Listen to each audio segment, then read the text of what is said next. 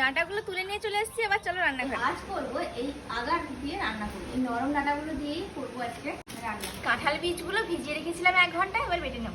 এইভাবে ঘষে দিলে খুব সুন্দর কিন্তু খোসাগুলো উঠে যায়। কাঁঠাল বীজের সঙ্গে কিছু বাদাম আমি একসাথে বেটে নেব। কালো জিরে তেলের উপর দিয়ে দেবো, চেরা কাঁচা লঙ্কা, কাঁঠাল বীজ আর বাদাম বাটা দিয়ে দেবো, পোস্ত, লবণ, হলুদ গুঁড়ো, লঙ্কা গুঁড়ো, ধনে গুঁড়ো, জিরে গুঁড়ো, সামান্য জল।